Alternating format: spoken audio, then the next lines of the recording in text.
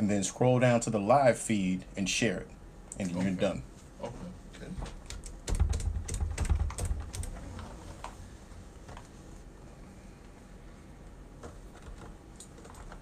Not yet. Start that over. All right. Is the live feed at the bottom of the page, or? Soon you should see a notification, but if you don't, just refresh it. You want us to refresh now? So you should be able to refresh it now. That live feed should show up as a, and you should see us kind of sitting there. If you don't, just refresh it again real quick, Oh yeah, I see it. and then I hit it. it should pop up there. Oh, Yep. Okay. And share that. Yep. Share that feed.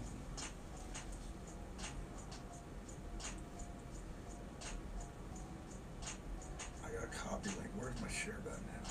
Oh, I see it. I got it.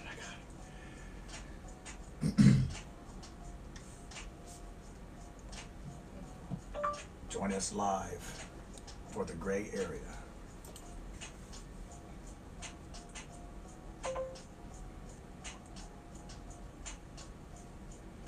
We got 2 people watching. I think it's us.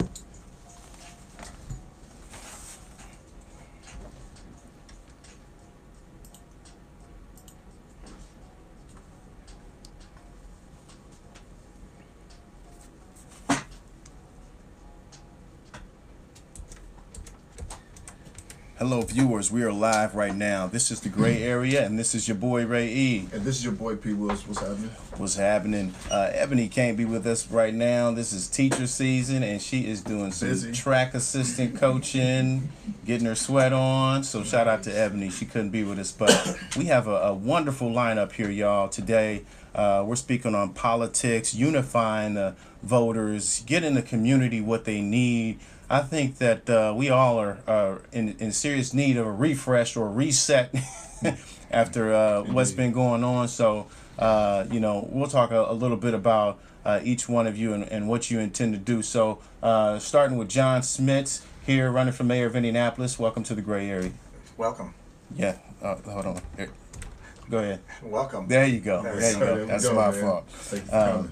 So yeah, and then Bryan Chatfield here, running for a city council, District 15 in Indianapolis. Welcome to the Gray Area. Thanks for having me. Yes, sir. Thank you for being here, Yes, bro. sir. And then we have Phil Anderson, running for city council, District 9. Welcome to the Gray Area. Thank you. Glad to be here.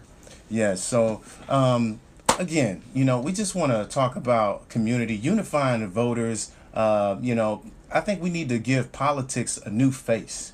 And I think this is that time for us to try something new and try and do things a little bit different. We've all witnessed over the past 2 to 3 years that being politically incorrect is people are tired of the shenanigans, the cover-ups, people want real people Yeah. who are genuine and who care, and sometimes that has to be raw and uncut.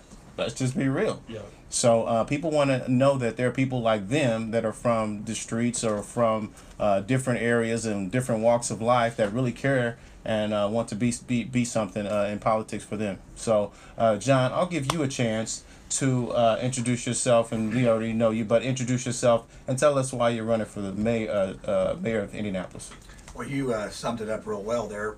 My name's John Schmitz, and I've been a mason contractor for like 30 years and grew up in Indianapolis, and I've been out here doing it with everybody. Sure. And just basically sick and tired of politics as usual. I mean, and I feel like I'm a guy that can make a change on some things. Good, Absolutely. man. Absolutely. Good. Your card here says do something.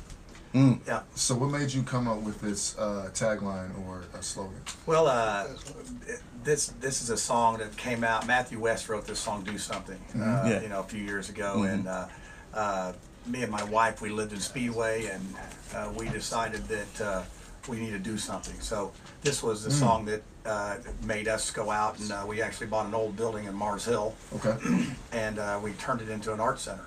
And as we were doing that, folks said, well, you need to live where you serve. So we moved to Mars Hill. So we live in Mars Hill, and that was the start of doing more things. Sure. And I have a few other things. So instead of talking about things, I'm doing them. So Nice. Action, man. I Talk like about that. it, be about We it. need some action. Yeah, action. That's right. Time for some action. Yeah, absolutely. Bryan. So, the title of your podcast today really struck home for District 15. Sure. District 15 and Wayne Township it's the most diverse community in Marion County. Wayne Township school system, the high school, there's over 50 different languages spoken collectively in that school. So That's when you North Central, right? actually Ben Davis Ben High Davis, School. okay, Yes, okay. I'm in that Chapel Hill neighborhoods Yeah, okay. around Ben Yeah. Davis, as well 50 as different parts of languages, right. Right Hall. between Yeah. Speedway and Avon. Yeah, Yeah. exactly. Yeah. Okay. So that right there points to the diversity Yeah. in that Sure. district. So Yeah. I have African American community, I have white community, I have low income, high income. Sure. I fall somewhere in the middle. Sure. So that's very important to our campaign, is getting out in front of all different walks of life. And believe it or not, we have a lot of things in common. There was some doubt cast over my campaign because Sure. I'm African American, and so there's a lot of Caucasians in that district. Sure. But I believe people are better than that, and they Sure. can look at the individual and look at what we're trying to accomplish. And Sure. speaking on what I'm trying to accomplish, we're facing a 17% black male unemployment rate there in Wayne Township and in my district. So when I looked at those numbers, that's what really spurred me to run for office. And not only that, we have one of the highest eviction rates in Wayne Township as well. So those two issues are very important to me. Sure. I have a background in homeless prevention, so I'm an associate director of Holy Family Shelter. Nice. Right now. It's actually in Hallville as well, and we're trying to just make an impact on that community. Awesome. Good to hear, man. Yeah. Phil Anderson. Okay, my name's Phil Anderson. I'm representing District 9. Basically, like you're saying, I'm just want to get myself out there. I live in one of the most high crime areas in the city, and some say in the country. I live out, my district includes Forest Manor, 38th and Sherman. Brightwood. 46218. Yeah, in that area. Yeah. So Yeah. basically, I see a lot of stuff going on, and more of what I'm trying to do is get jobs for ex-felons, look into that, repurpose some of the abandoned buildings in the area to help people out, to put maybe some homeless people, or to help the mentally ill or drug addicts get off of drugs. Sure. Maybe by having some place where they can land at, instead of just kind of wandering around without any place to go. I'd like to establish a youth sports league for the whole city, actually, so the kids can have something to do, as well as we can have professionals showing them different things that they would need to take to get into the better colleges. Right now, kids in our district, they don't really even know what college is. So we need to start addressing that, start just speaking about college. But for those who do know, we need to try to get those folks into higher rated colleges, so they can start making the good money instead of just making the medium level or low money Sure. even after coming out of college. So that's basically that's what I'm trying to get done. That's yeah, awesome. Yeah, and I see that also, like you have your a slogan on your card Yeah. that says, let's get something Yeah, done. but we've had the same. I like that. I like it. Yeah. Yeah. Do something, let's Yeah, get do something something. done. I like Yeah, it, it's man. all I like Yeah, doing yeah. something. We've had the Action. same guy representing us for the last 15 years, and I don't want to disparage anybody, but Sure. we haven't seen much change. Like you're saying, we do need change. We can't go through another 4 years of not having anything done. Sure. Another high school class graduates and not having, some kind of representation for them. We need to start getting stuff going. So basically, that's what I'm about. We've often asked this question on this show about mental health. As we know, a lot of crime is being done, in different multiple places. I mean, it's all over, but Right. when it boils down to it, you find out that some of these people have some serious issues that haven't been addressed in their life. What are you guys' plans to do in regards to like the mental health, of people? And because I think that if we can tackle mental health, we can help curb crime a whole lot. John. Okay, you want me? Sure. I agree 100%. And we shut down a lot of the institutions where people could find help. Sure. And that has just been a tragedy. I do a lot of work with homelessness, and I would say 15 to 20% of the folks that are homeless because they just don't know any better. They seriously need help. Sure. And they just sort of go with the wind. I mean, they live under a bridge or whatever, and you're correct. A lot of cases, they just need someone to guide them. They Sure. really need help all the time. So to break down our homelessness issue, and it does go hand in hand with the drugs and the Sure. crime. And in Mars Hill, we have not as much homelessness, but we do have the drugs Sure. that cause problems. But just walking with these people, our agencies that we have with the government, they don't come out of their offices. Right. I've been serving homelessness for 4 months, and I have yet to see a government official come Sure. and serve anything. Sure. And how do you know what people need if you don't go sit down and talk to them? Absolutely. Level. Absolutely. And I was going to ask you, if you are appointed mayor, what are certain things that you would do differently that aren't being done now? Well, I would make sure that money got to the frontline servers. I work with Refuge Place, and they serve meals and programs every day, and they are getting zero funds from the city. Kathy, Meet Me Under the Bridge, serves a meal on Sundays. No funding from the city. Tag Griffin, just a guy that goes out on Saturday night and takes meals to people living under bridges and cars. No funding. There's several agencies or several of these groups that are just getting no funding. Sure. And our government decides that, well, if we just give them a house, that solves it. Does not solve Right. it. It causes more problems. So Yeah. I would really have people walk hand in hand with these folks when they're ready to move. Okay. But we need to have places for them to go Sure. because they're going to go somewhere. Absolutely. So really the transition is the way to go, not just plop them in a house and hope they do fine. So we would, I really have a homelessness website, Outside Indy, and it is basically outside in.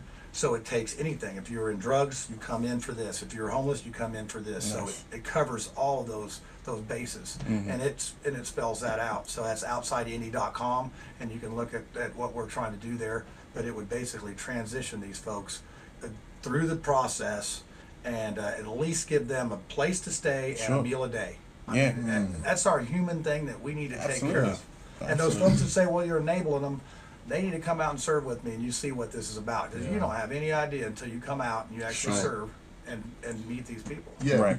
Because you do have certain people that will say, well, that shouldn't be our responsibility to take care of, people that are able to work, that are, able to be responsible and take care of themselves. So I just think that aspect of life is lacking when you have people that, like they have that type of mindset, like they don't want to, when I see you, I should see myself, right? Absolutely. So if I'm starving, and if you're starving, then I should think that I'm starving, right? So I should be wanting to, help you. Help out.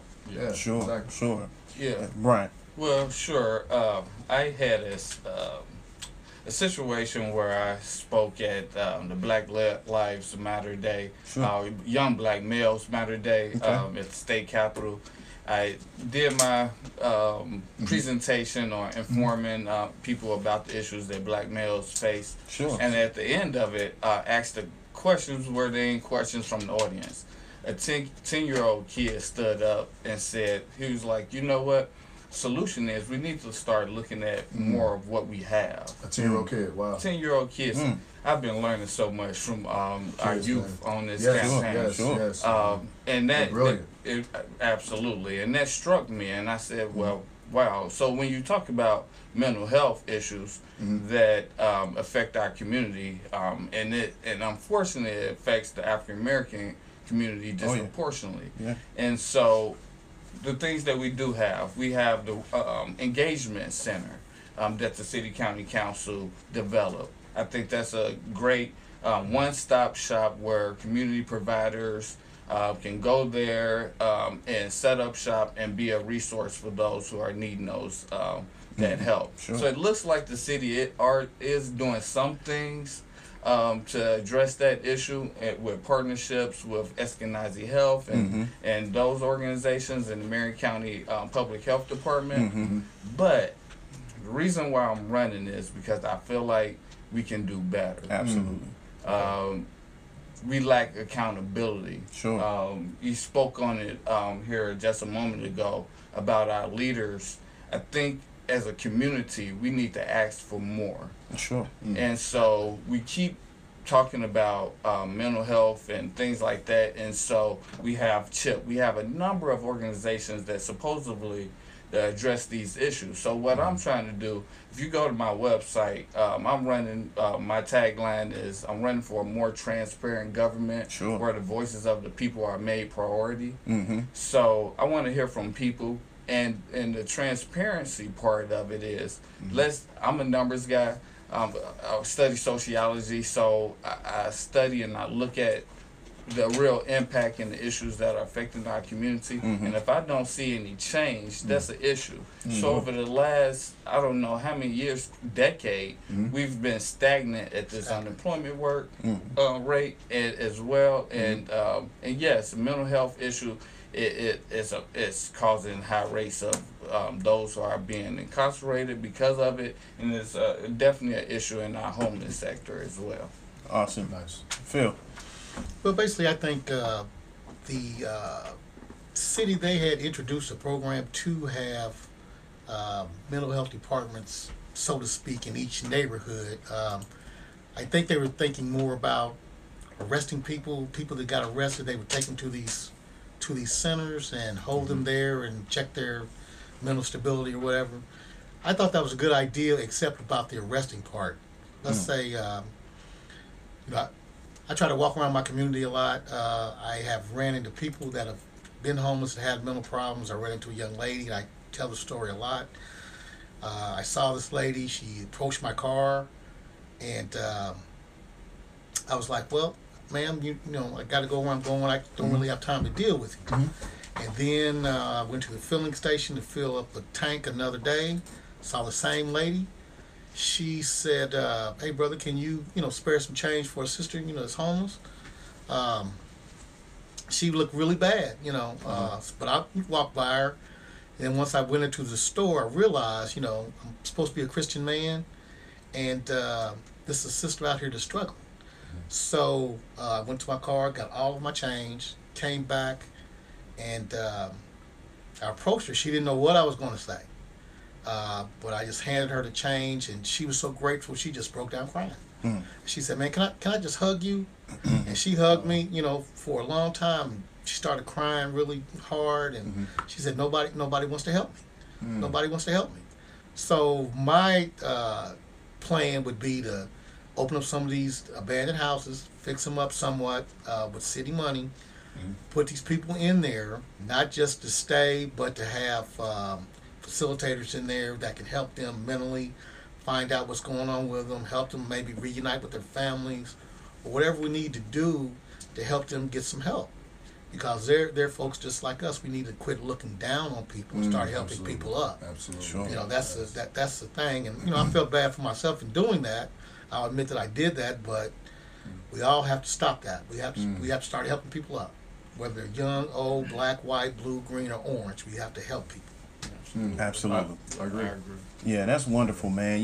Mental health is a big deal, and we try to at least have a conversation about that, and that's really all we have to do. Right. Let's just have a conversation about it. Right. When people shy away from these topics and don't want to talk about it or say, well, if you stop talking about it, it won't be an issue. We got to realize that there are causes and effects. Yeah. Either we can start talking about it and doing something, or we can see the effects of not talking about it. That's right. And usually that comes out with in crime or Yeah, and that's what we're somebody seeing now. dying or something. You find out that, I mean, they're finding people all over the city that have passed away or have been killed, and a lot of people haven't seen these people in years, and it's Right. because they've been homeless. Yeah, 70 last year. Wow. That they know of. 70. And then there's a lot of them that somebody has to go down and identify them. Nobody, I mean, Wow. they have to go find A lot of somebody that might John know Does, them. yeah. Yeah, Wow. it's and every year on December 21st, the longest night is when they have a memorial at Roberts Park for them. I never knew that. Yeah, that's Wow. that's when I really got involved. I went to Yeah. that, and I honestly I wouldn't have been if I wouldn't have been in politics. I'd be doing my thing in Marcel. Sure. I would have never known that. But Sure. I've been working every weekend since then with groups and Nice. Wow. Wow. out serving. So yeah, it's tragic. I mean, it's when you think somebody has died somewhere and they have no one there and they just died by themselves and then they still don't have anybody. yeah. If that doesn't get you, I'm sorry. That's tough. Absolutely. That is tough. One of the other things that I want to discuss is education. It seems like education is becoming more of a business rather than something that really is beneficial to people. Maybe that's just the climate of where we are today. Who knows why this climate is based on how can we effectively use our funds rather than how can we educate more people the right way. Exactly. All these different educational programs are being thrown at kids who have no idea what they are. We often say this on this show. There are kids who go to school with grown people problems. Right. Yeah. You know, Yeah, exactly. right. Yeah. You know, they got to feed their siblings. Yeah, feed they got to them, yeah. figure out what they're going to eat, and here you're trying to force feed them education. Who can eat, who can learn on an empty stomach? Exactly. Right. So you know, we have to figure out how to make education easy so that kids can go and get what they need by removing all the barriers. And one of the things that we kind of talked about on the show last time was about injecting life skills that would allow kids to understand if they're in a terrible situation. A lot of kids feel like life at home is normal until they go to school and they realize that other kids have their dads, other kids have their moms, Right. other kids are doing something different. What's wrong with me? So all these things, and you're force feeding them education. So I say all that to say this: what are you guys' plans to try and make education an important thing? And it just isn't about Put to the educating kids. It's about understanding that when they come there, their problems are removed in some kind of way so that they can focus on education. Right. So so what are you guys' plans on trying to tackle in some of that? Well, I'm sorry. No, that's okay. Yeah. I don't want to go first and take all the Sure. good answers, you know. Well- I'm going to leave some. Well, I appreciate that question because education is very, very important, obviously, for many reasons. But the approach that I want to take is that I want to. The main reason I'm running for office is to hold our leaders accountable for the decisions that they're making. And as far as education is concerned, we train on a topic at Holy Family Shelter. I train my staff on trauma-informed care. And essentially what that means is the residents that are coming to Holy Family Shelter, they're not going to be have the best attitude. They may be fleeing the domestic violence situation. They may be homeless. And so if adults have trouble really navigating those feelings, how much harder would it be for a child? So making sure that our teachers are trained on trauma-informed care, I think will go a long way with understanding that child. Like you said, these children are coming to these school systems with a lot of other baggage. Yeah. I'm from Gary, Indiana. Things wasn't perfect in my family. Shout out to Gary. Yes. We've had a lot of people from Gary on here, Yeah. man. I love it, man. Yeah. It's amazing. Where all the Indianapolis people at? We got all these Gary people. We inspiring hungry. people. We hungry. awesome. We've seen a lot, Sure. and so when I saw the same issues here, that's what inspired me. So when I see those children going through things, my father, spent time in prison, so I was one of those children who didn't quite understand why it's just my mom. So and and my mom was a very involved parent. So and another thing, we have to take away that this idea that the parents are not involved and they have They're purposely not trying to be involved. Exactly, and that's not always the case. Yeah. A lot Single of homes, man. Exactly. That's a huge problem. These moms, they're working, and so maybe they don't have time, and so not to make excuses for people, but as a politician, I think it's your responsibility. I say the voices of the people are made priority. That means if I have to take the information to the doorstep, then that's, as a politician, that's what I need to be doing, because who do I work for? I do not work for any law firms, corporations. I work for the people. So when we say, oh, the parents don't want to come out, well, you have the resources. Bring the information to them. So my campaign is not going to stop on making sure that the people have a voice at the table. So win, lose, or draw, the people will have a voice, even if that's me creating a platform so that they can have that voice. And that's what my campaign is really all about. It's not about me. It's about the people, and we need to do better. Sure. Phil? I worked in the school system a few years, and there's, right off the top of my head, there's a few things that you can just engage kids to do.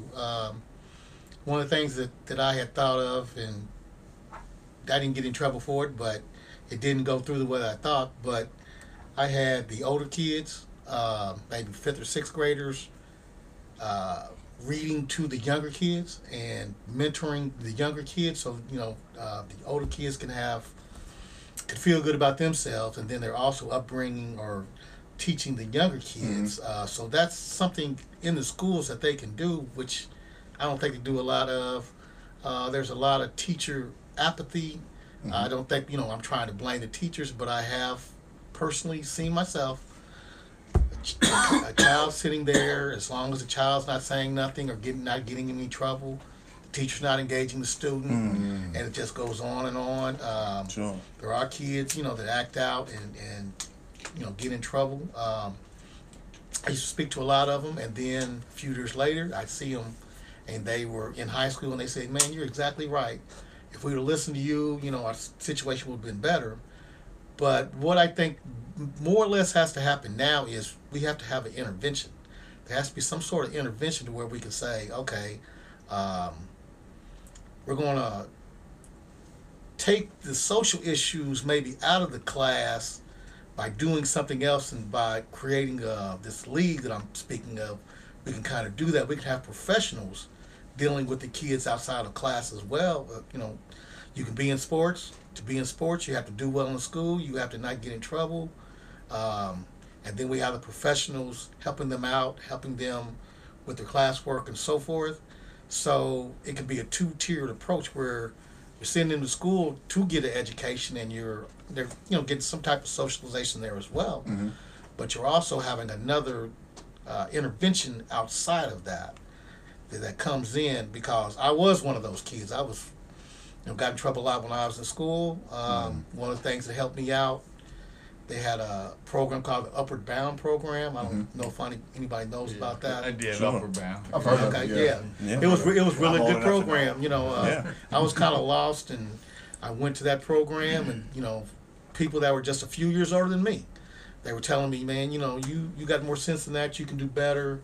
And just hearing that from somebody that looked like me and that was doing better made me feel I can do better as well. So we need more programs like that can help these kids feel good about themselves, because from what I'm hearing from others, the kids in school now, they just really feel, that they're just there and nobody's there to help them, Sure. And they're just force feeding them information. So Right. they need an intervention some kind of way. My idea is a youth sports league, but there may be other ideas out there, as well. Sure.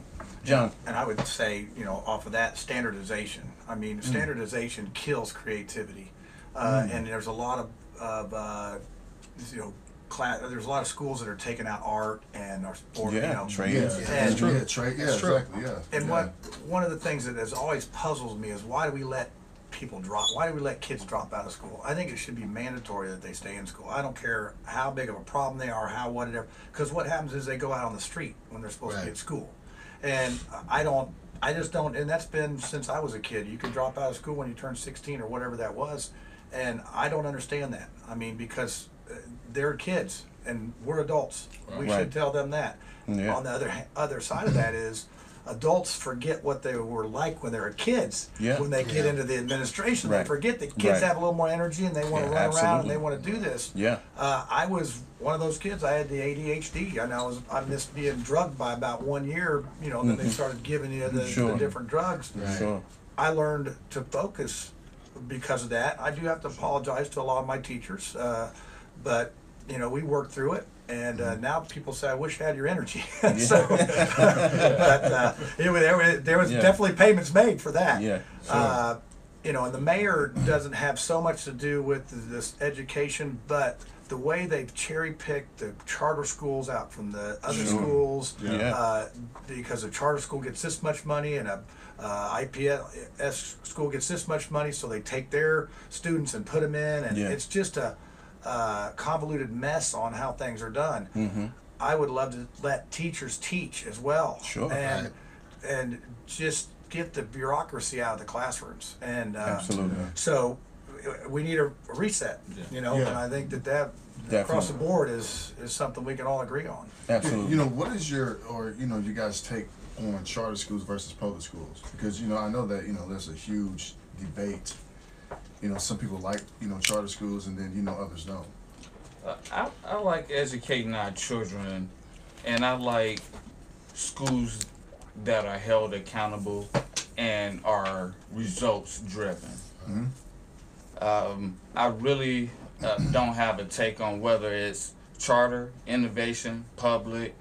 I think we just need to do better at educating our children and making sure parents have a seat at the table, and we continue to hold our principals and those leaders accountable if those schools fail. There's so much. I've been studying this issue, and there's so much of finger pointing, and and a lot of these decisions are made at the state level. Sure. So you have, in the district that I live in, Wayne Township, there's a school referendum on the ballot where the school system lost money, basically due to taxes Sure. and that sort of thing. And so what happens is the school system, the superintendent has to ask the public for more funding to help make sure the schools don't close down. Yeah. Sure. And when schools go close down, there's the opportunity for the charters to come in, and maybe people some money. It makes some money and Right. may not have the best intentions. Sure. So how do we prevent those things from happening?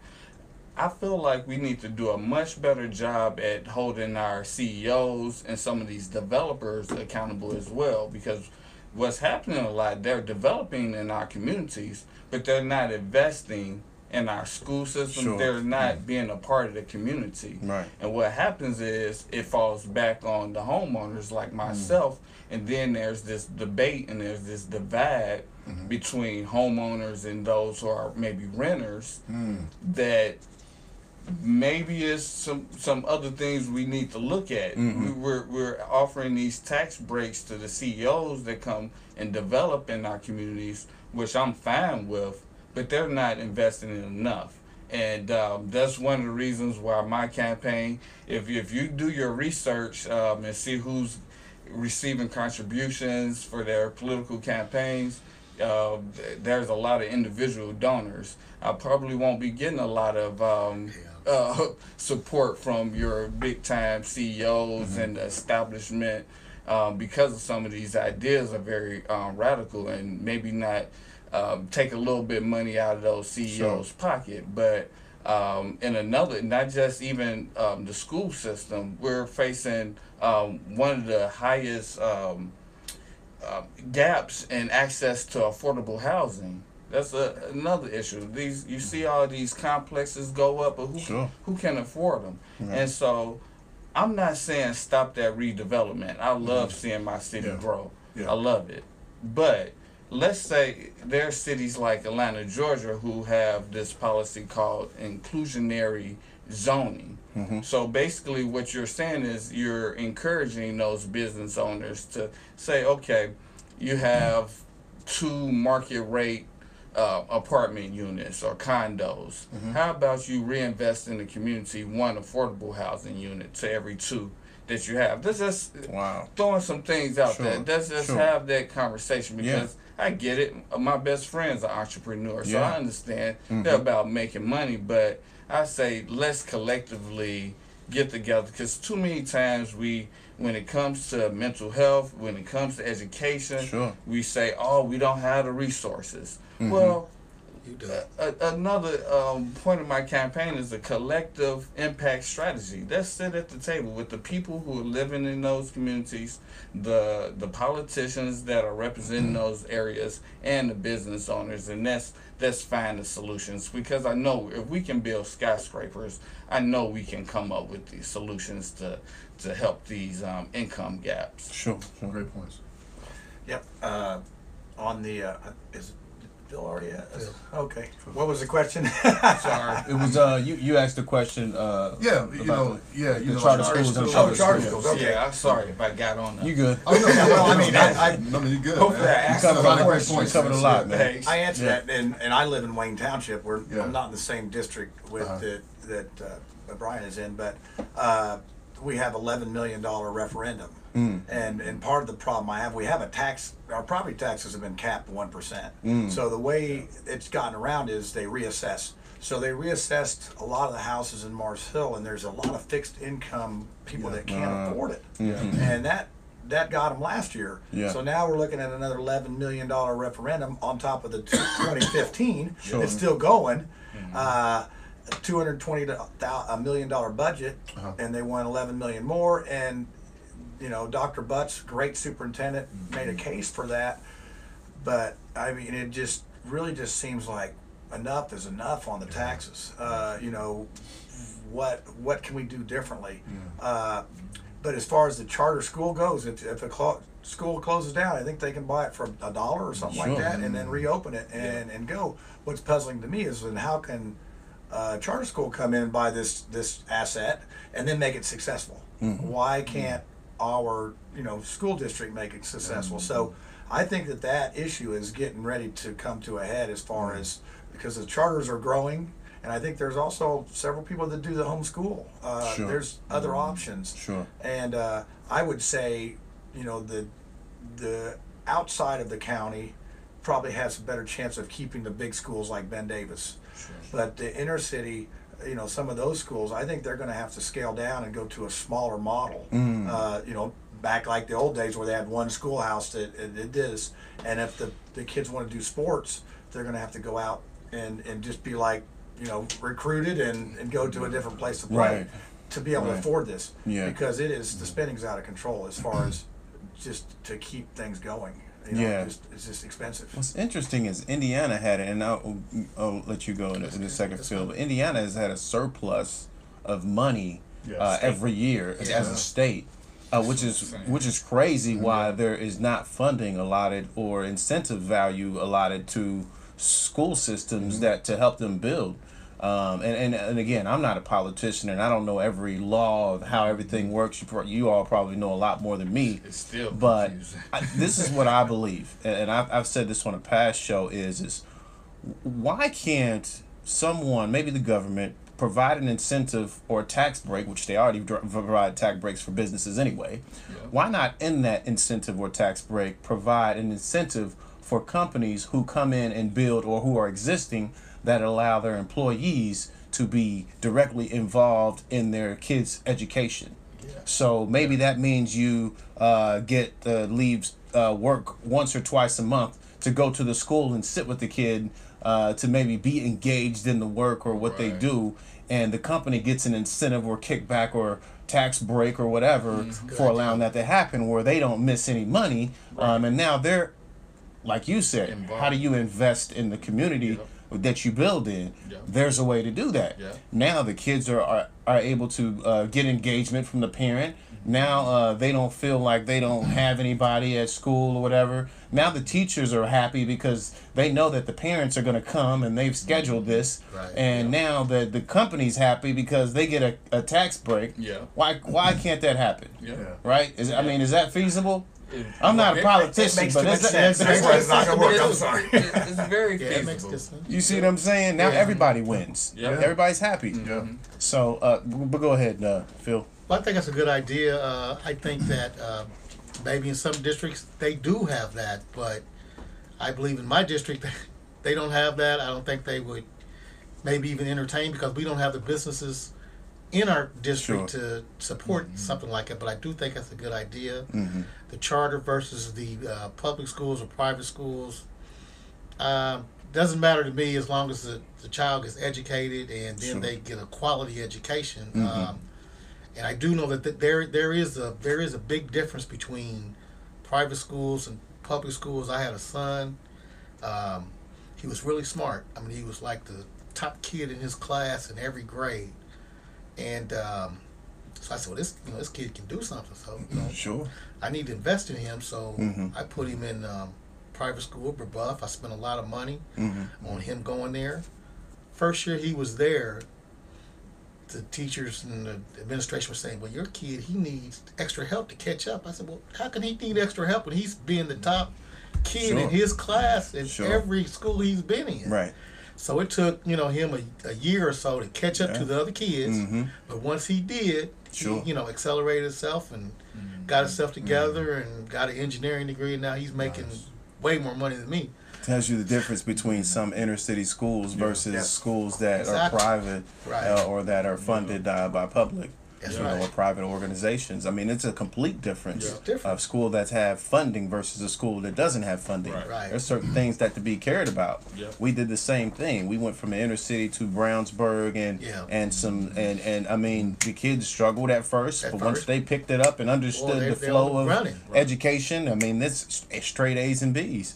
So that tells you there that there's definitely something wrong with the inner city school education. So I don't care who does the educating as long as they get that education and it's a decent and good education where they can get a decent job.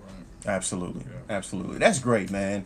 And next thing, let's address some of the comments in the comment section. A few people have left a few comments that I felt like just by listening to you guys and watching them that were pretty good. Let's see here. Pat, you may be able to see them better than me, but there's a couple of comments. Here, let me get there. Okay. And call out their name just to give them some respect for that comment. Okay, here's one from Brandon Randall. Shout out to Brandon Randall. That's a great word. He wrote, we can't mandate students to stay in school if we are not providing the support, structure, and encouragement. We also have to understand the impact of systematic oppression and institutional racism on students of color. White educators need to be aware of these things and how to use our areas of impact to deconstruct these oppressive policies. Then he adds, also, folks running for any office need to stop talking about youth-centered problems if they aren't being intentional on seeking input and solutions-centered ideas from youth. Adults cannot solve youth crime or other youth issues without equitable contribution by young people. Wow. So what is your take on that? Yeah. I mean, and then just to add to that, I believe that we miss listening to our young people, which is why I believe there's such a gap in churches. You see a lot of millennials and people not gravitating that way because they grew up on this idea that this is what you were supposed to do, but they're not seeing the results. They're looking at their moms and dads and the older people, and they're saying, if that's what you got out of this for teaching me this, I don't want it. I want to try and do it a different way. So we got to figure out how to connect with the youth, and I think that starts with us listening. So, but what are you guys' thoughts on that? Well, okay, no problem. I think that's a true statement. I think that we do need to engage younger people. I have a lot of grandkids, 7 grandkids. Maybe I don't look that old, but I do have 7 grandkids, and I do try to engage with them. But it's hard. It's hard as an older person to get into that niche with the younger people. Sure. Sometimes I can get in there. Sometimes I can't. Younger people, they're I don't say they're closed off, but they have their world that they're dealing with, Sure. like you're just saying. Yeah. With the church and all that, and they don't really see the Right. connection. But there's one thing that I will say.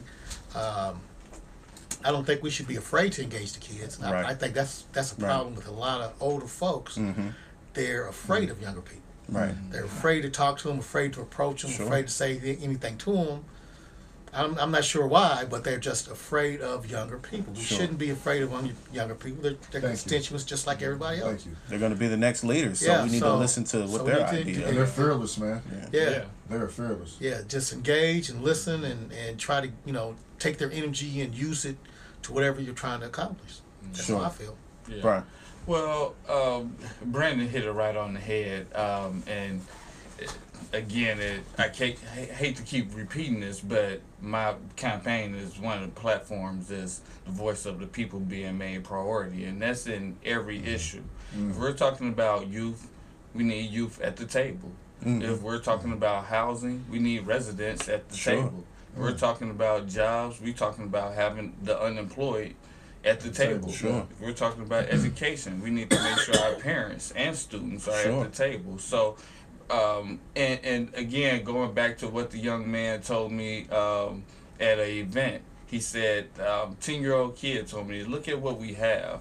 And so it's ironic that Brandon popped up because he's involved with an organization called the Heavily. Bloom Yeah. Project. Shout out And to they're- Bloom Project. Yes, Absolutely. doing Yeah. great work. I can name a number of leaders in this community: Sure. Arnetta Struggs, Dominique Dorsey, and Brandon, and Shane Shepard. Shay Yeah, Shepard. Shout out to all those guys, man. They're doing great work. Absolutely. So, as a candidate for office, again, one of my points is a collective impact strategy.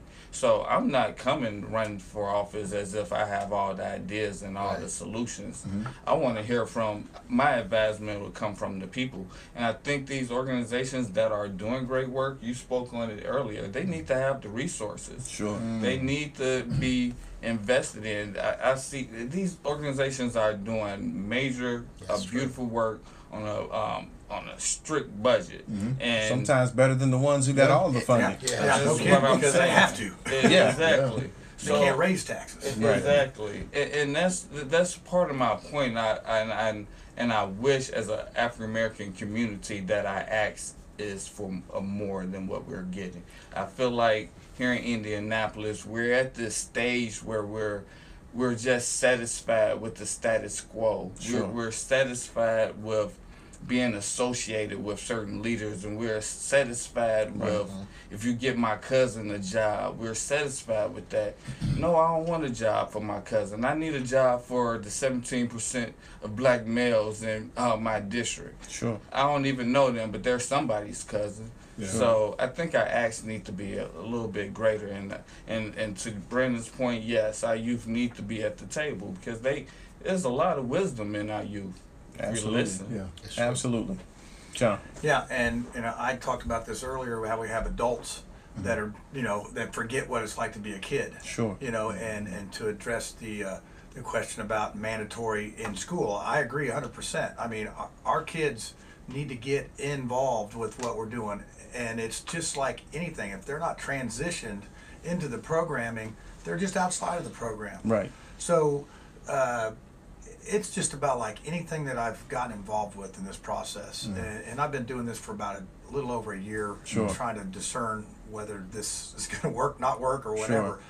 And in every instance, it has been, you have to walk alongside these folks. You cannot just throw a program out there. And our city has a lot of programs and a lot of people up in the, the city county building, tower. just put a program out there and say, oh, it's going to go, and Sure. that's great. We got a program. I feel good about it. Right. But they don't go out and they actually ask the people if it's working. Sure. And that's, that's across the board. Can I make Sure. one statement? Sure. I think that if folks that are in leadership, if they have a younger person that they're mentoring to take over their position, that can follow them and carry on, and then the younger person can learn, the inside ropes or whatever, and then once that person retires or goes on to something else, the younger person can try to step right in with the younger ideas, but he'll know the pathway to go. See, now the younger people, they don't really know a pathway. I'm an older person. I don't really know the pathway. I'm trying to find a pathway out myself. But if we allow the younger people to find that pathway at a young age, I think that more young people will become engaged because they have somebody that they can look to. I think it was 1310. They were talking to someone yesterday, and the person said, "Well, who would a younger person want to listen to? Somebody like maybe myself, or maybe a young rapper or leader." They would more so want to listen to that younger person. So if that younger person were put into a position to where they can, start being a leader, then more younger people would be involved in the process. Yeah, sure. So, Sure. This is what I feel like is happening. And I'll just use the hood as an analogy because that I grew up in that at a young age, and fortunately my mother was able to pull me out of that, out of the boroughs of Chicago. Wow. But I'll use this as an analogy because I feel like this is where the youth are. So you have a guy in the city who, let's say he sells drugs.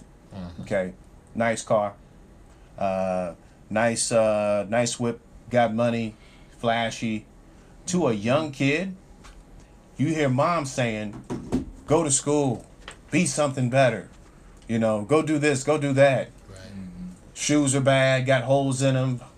Pants are bad, got holes in them. These kids are looking at this guy on the street. What is he doing? He has nice shoes, nice car, nice everything. I want to be like him. Yeah. So this is what we're facing with the youth.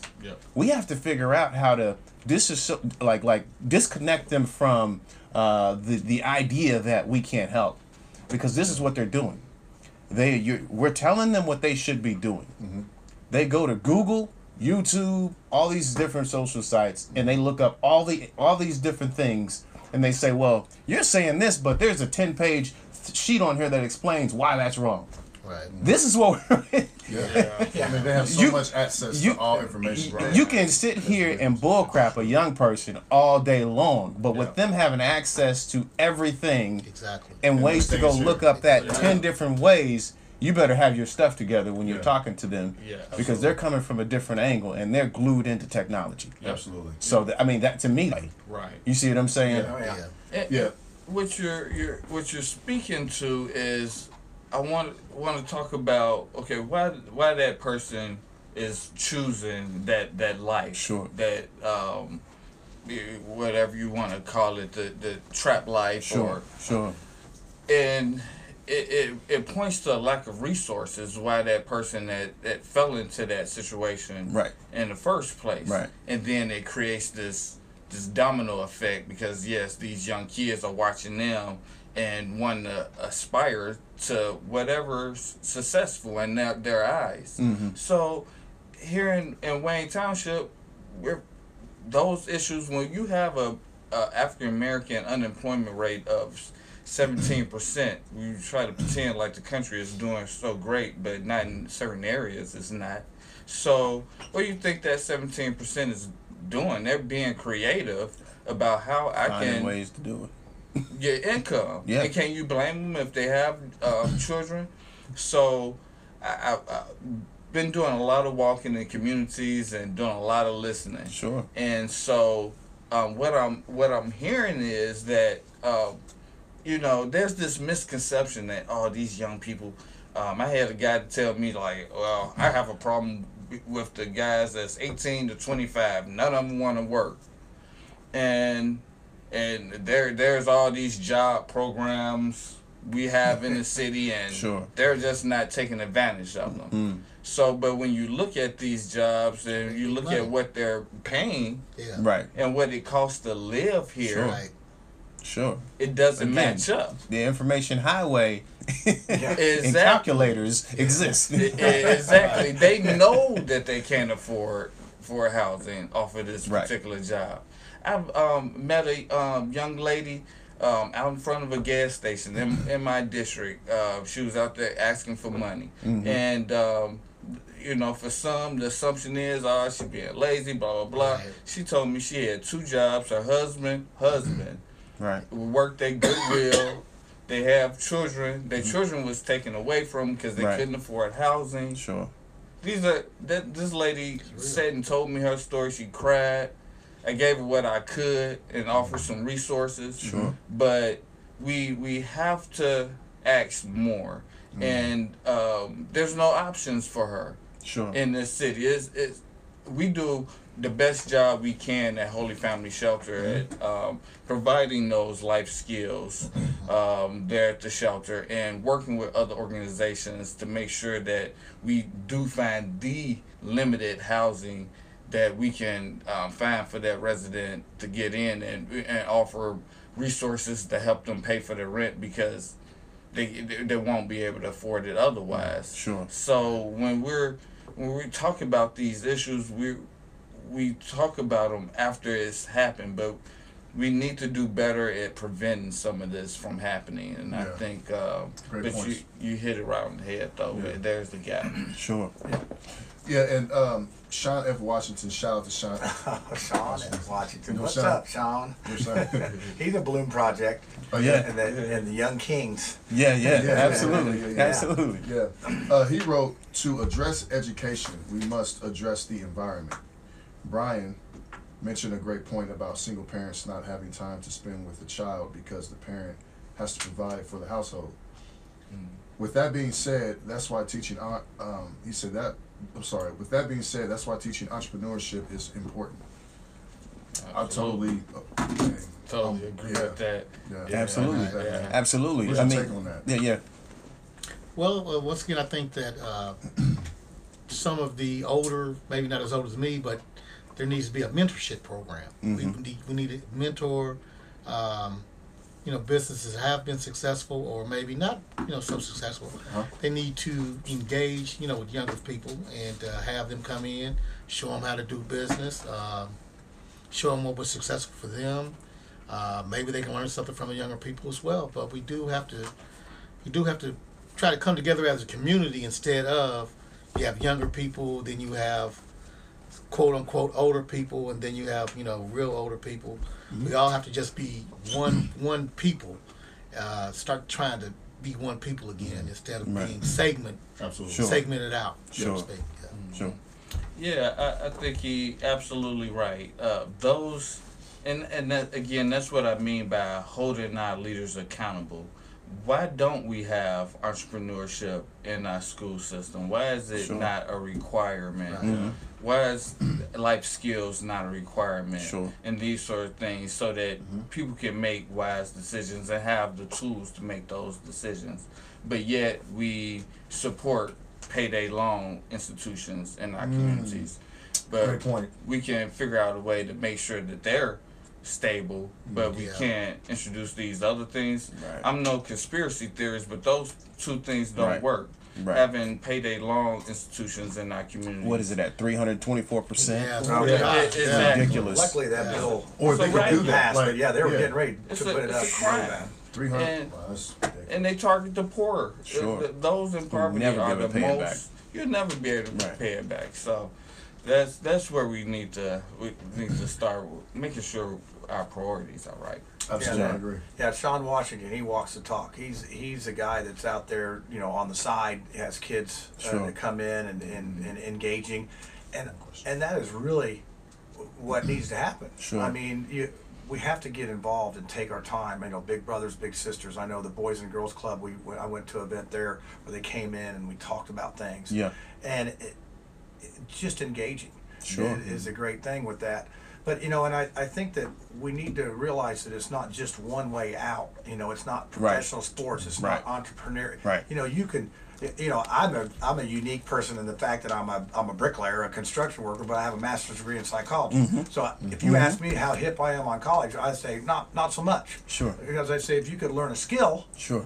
you can Right. You do pretty good. And right now, if you can learn how to fix a road, you can make a lot of money. Absolutely. So, Absolutely. a lot of money. You Road fill those signage. potholes up, Especially in Indianapolis. you're good to go. Yeah. So, Amazing. Absolutely.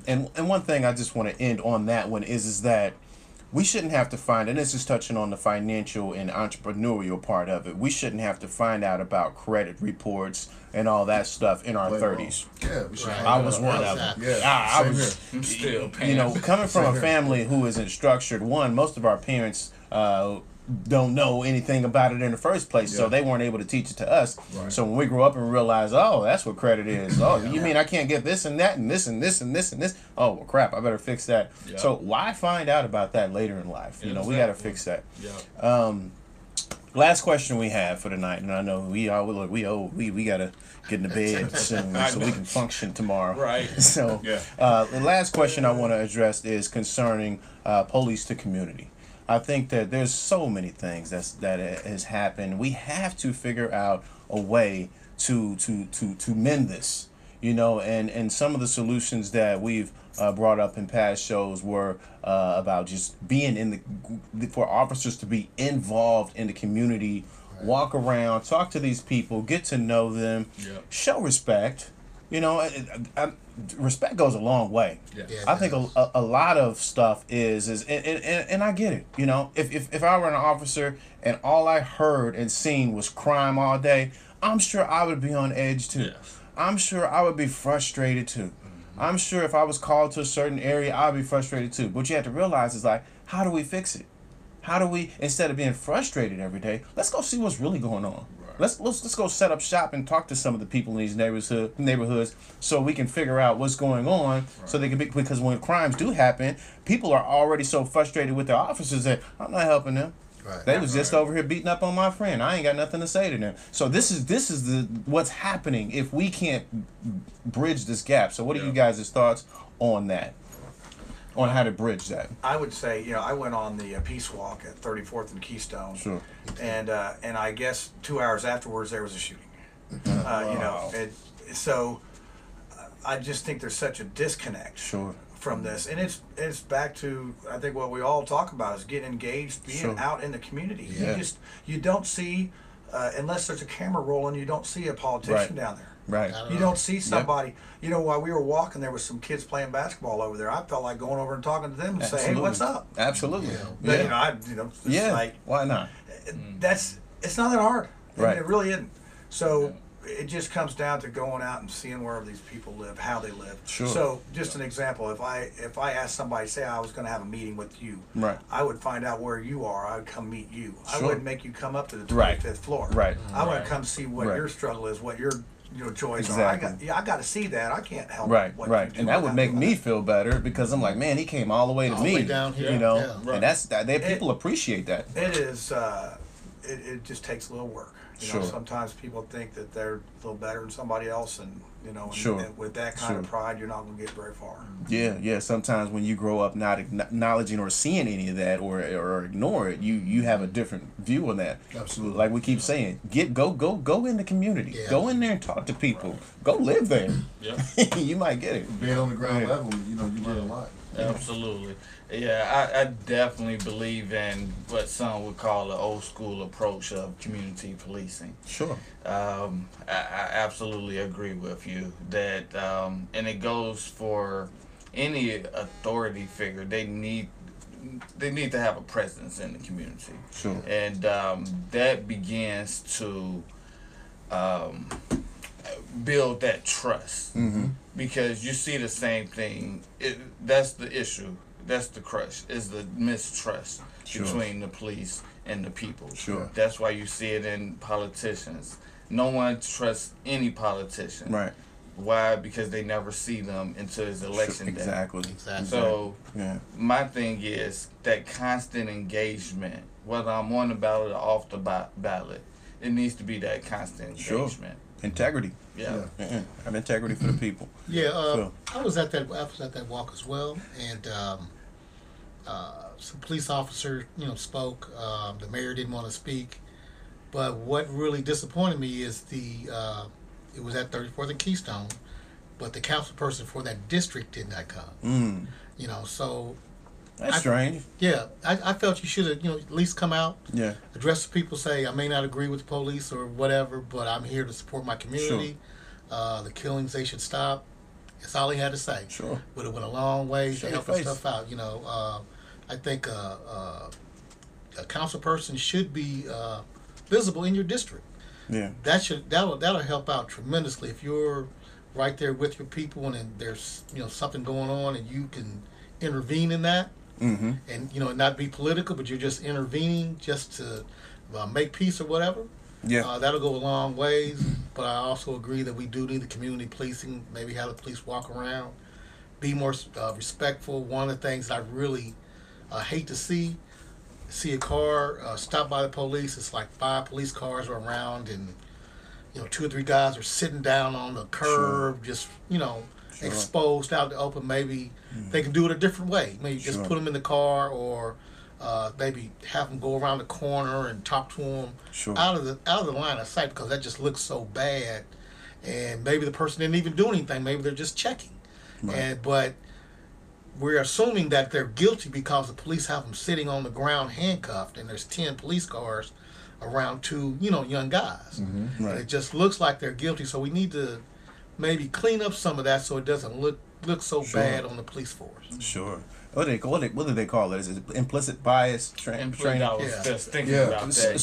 So and this is what it looks like for me, because black people, we're an emotional people.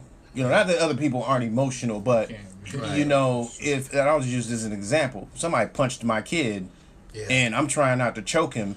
The police show up and I'm screaming, "You better get this dude!" Yeah. They're telling me to calm down. No, you need to calm. You see what I'm saying? Right. We need someone who understands that emotion to step in and say, I got it. Yeah. This guy, his kid just got hit. Instead of coming in and saying, "You shut up, you shut up, you shut up, you shut up," it's like you're making it worse. That never works. And another thing, you're not only making it worse for yourself, you're making it worse for other officers, because now officers have to be on guard, and they're more intense. They have to protect you and them, so you're making everybody uncomfortable. Right. So all I'm saying is in that implicit bias training, maybe put something in there where someone who understands the area that they're going in or the people that they're dealing with and can actually, calm it down, as opposed to going in with brute force. But they want people to be fearful of them, especially in those areas, man. So when a person, or a few people might not even be guilty, but the fact that they will have so many cop cars around, that's to show everyone else, that's not right. we're here, and y'all, we're here in strength. do something. It's a cause fear. And conflict resolution is a Right. big thing. Conflict I give you resolution. a good example. I met a young lady, young African American lady, class act, and she had to come do community service, and I'm like, really? Well, she was at the hospital with her mom, and and they were telling her she had to leave and whatever, and you go to that emotion, Right. and nobody understood that, Right. So she ends up getting arrested. Right. So now she got to do community service because she's protecting her. Exactly. I'm like, exactly. That's definitely, and that's exactly what happens right there. It's like you've produced a situation. Now this is on her record. Now she might not be able to get a job. So it's making it worse for everybody. We need officers or people who understand the situations. And some people are mentally ill. And the situation you talked about earlier, you talk about the kid that sees the drug dealer and the truck. You know what? That's the person that should be. Exactly. And we're picking on somebody that's protecting her mom. Right. I mean, I think the priorities of this biased or whatever, I think it is truly real. Now, I have a harder time understanding that. But I can definitely sympathize with that situation, because it just isn't right. People, we have to respect people for where they are and what they're doing. These discussions are what needs to happen. And then when the discussion happens, somebody needs to say something or do something when they have the opportunity to. And one last thing. There's a question for you. Is it my mom? No, it's from Brandon Randall. Okay. Kind of like I think a good segue from what you just said. It says, question for John. Can you speak on the importance of addressing racial disparities in suspensions and expulsions here in Indiana? Black males and females are over-policed, over-disciplined, and underrepresented in schools. How, as a white person, can you address these issues and speak to the need of equity in the education system? I believe he was trying to say equality, but I could be wrong. Equity, equality is pretty much the same thing. Equity, yeah. I mean, it comes down to respect, and it comes down to awareness. Because I think there's a lot of people that I know now. I have maybe a little more background than the average person. I was the only white guy on a track team, and I've been in some situations where I've been on that short end of the majority. Yeah. Sure. And I've caught the other end of some things on playing some ball and whatnot. But not to the extent where you're worried that if a police officer's going to pull you over. Right. I've seen that. I mean, I got some friends that are like, man, I was worried about getting pulled over or just not treated the same. Sure. So the awareness is important, but I think it's more important that we don't overreact so that you're never going to you're never going to change somebody's mind by telling them they're wrong. Right. So who's going to flinch first on this situation? Is it, we've gone through that part where the police were the enemy and there were some things lashed out. That's not going to work. Right. Awareness is going to be key, and we have to have mercy for each other. We cannot, just keep pounding on each other about this race thing. So, it takes two people to be racist. You got to have the person that's being racist towards and the person that's being racist. You take out one of those sides, and you don't have it. But when you put them both together, that's when you have it. So the finger pointing and this part of stuff, it doesn't help. So having mercy with somebody if they say the wrong thing. I mean, sometimes I'm nervous about saying the wrong thing. I might say the wrong thing. I mean, we used to joke on the track team about your mama jokes. You don't do. But they had some really good ones. I'm like, I couldn't say them. I felt bad. So, but that's what it boils down to is if we're going to be equal in this thing, we got to stop. We need to treat ourselves as people and not as some kind of label. Yeah. So shadow. Sure. Yeah. Exactly. Yeah. This has been a great conversation, man. We always welcome and love that people take time out of their busy schedules to come and sit with us and have these conversations. So thank you, gentlemen, for doing that. This is where the people are, right? Absolutely. One little shout out at Icon this Thursday. We're going to do an open audition for Young Entertainment. I think we're going to get Ralph Smith. Really, Ralph, he's going to come down at like 9:30, so it's 8 to 10. Is that Icon downtown? Downtown, nice. Yes. Trey Wilson, he's doing the promoting on that thing, and we're gonna what our goal is to try to be able to pool our young talent here and be able to bring producers in, so they don't have to go to Detroit, Chicago, Atlanta, and that we want to be able to do that, and that's the kind of activities we need in our neighborhoods because we got some talent here, guys. I mean, I'm telling you what, absolutely, and there's a lot of talent here. I'm impressed with that. So come on down to Icon on Thursday, 8 to 10. Look it up. We're going to put a flyer out there. Look on Trey Wilson's. He's doing the promoting on it, and we're going to keep it real. Awesome. I want to give you gentlemen also another chance to tell people again or why they should vote for you, and why you're running, and then just tell them how to get in contact with you. Okay. Philip Anderson, you can get to me at my website, votephilipanderson.com. Basically, I'm for helping ex-felons, get a better jobs with a real living wage. I'm for, and this is on my platform, I'm for creating a youth sports league. So we can engage our kids outside of school as well as in. And I'm for repurposing abandoned buildings and houses in the area to house the homeless, mentally ill, and drug addicts. Awesome. Sweet, man. Bryan. Sure. So, again, I'm running for a more transparent government where the voices of the people are heard. We need to do a better job at creating more access to affordable housing, livable wage jobs, and a collective impact strategy where we bring in all the stakeholders to the table to address all these issues that we have. And we, and I just want to make this last point, we need to ask our leaders for more. Absolutely. If I get this seat, ask me for more. I'm with you, man. Sure. Sure. with you. Yep, and I'm John Schmitz, and my website is dosomethingindy.com, and I joke around because Do something. Schmitz is hard to spell. dosomethingindy.com. You know, we're on Facebook. It's Do Something Indie page. Like us on there. I'm running because I'm really tired of the two-party gridlock that they have. Yes. They seem to not give us much of a choice in our leadership, and I feel like, you know, I have the qualities and the qualifications to be able to make this happen. So, you know, Yeah, I appreciate y'all having me on here, and you know, it's a do something, you know, and So I'll get you in a minute. so appreciate it. Awesome, man. It's great, man. Again, it's great to have y'all come in and have these discussions, man. I think that it's intimate. People get a chance to engage with you and talk to you. Right. And I like your slogan, being a voice for the people. That's what we try to do as a platform, is to just be a voice. Congratulations to you guys. Yeah, really. Thanks, man. 3 years strong. Absolutely. Yeah, Absolutely. yeah, Yeah, this is our third year. Congratulations. Yeah.